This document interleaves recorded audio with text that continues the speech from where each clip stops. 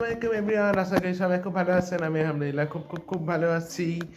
আজকে সবাইকে জুম্মা মোবারক। আমি রোজা এসে থেকে আমি ব্লগই শুরু করিনি, আজকে প্রথম ব্লগ করছি রোজা এসে থেকে। আজকে দ্বিতীয় শুক্রবার এবং রমাদান মোবারকও জানাচ্ছি আপনাদের সবাইকে একসাথে। আজকে আমি একটু বেশি এক্সাইটেড, কারণ বলুন তো কি কারণ আজকে হচ্ছে একটা স্পেশাল দিন। আজকে হচ্ছে সাফওয়ানের মুসলমানি, মানে সুন্নতে খাতনা। সেদিন হলো সেটা, আজকে তার মুসলমানি। বাবা গো বাবা, ভাবা যায়।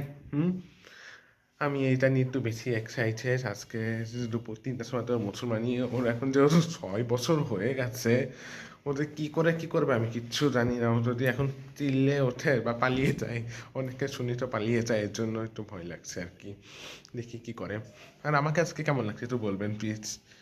আমার একটু হলো স্কিন কেয়ার করা মাঝে মাঝে একটু গ্যাপ হয়ে যাচ্ছে। আপনাদের আগে একটা ব্লগে দেখেছি আমি স্কিন কেয়ার করা। আপনারা যদি চান আমি একটা ব্লগ করতে পারি, গেট রেডি উইথ মি। এই ব্লগটা যদি আপনারা চান আমি করতে পারি, অবশ্যই অবশ্যই আপনারা কমেন্ট করে জানান আপনারা চান নাকি, এবং আপনার এই রোজার করি আপনার ব্লগ চান নাকি এটাও জানান।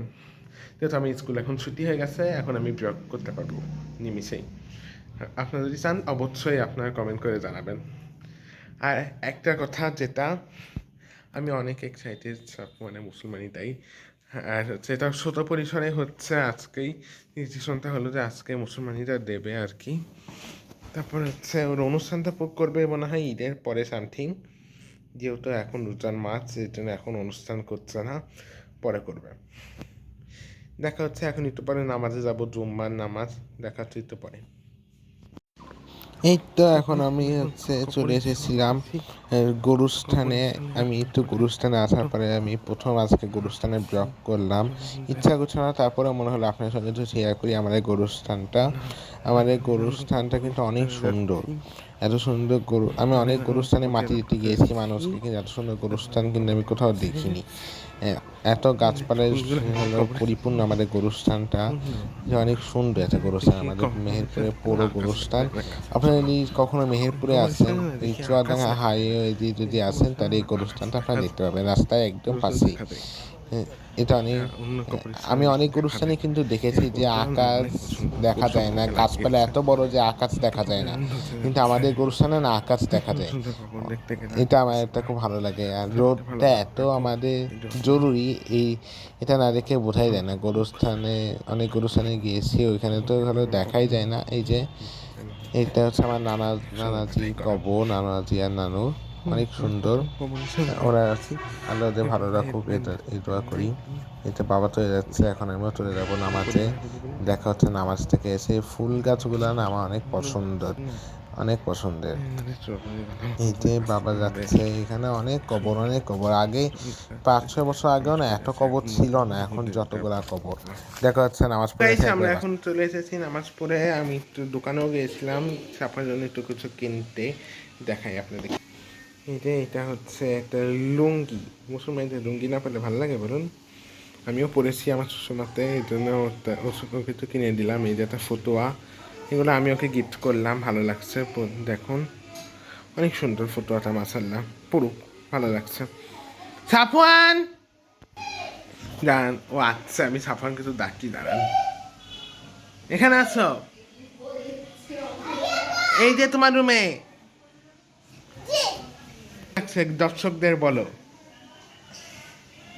কেমন লাগছে আজকে তোমার মুসলমানি।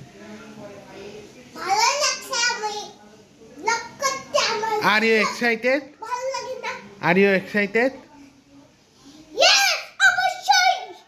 দেখছেন ও কত এক্সাইটেড, কিন্তু এখনো পর্যন্ত না সেও বুঝছে না যে ওর সঙ্গে কি হবে।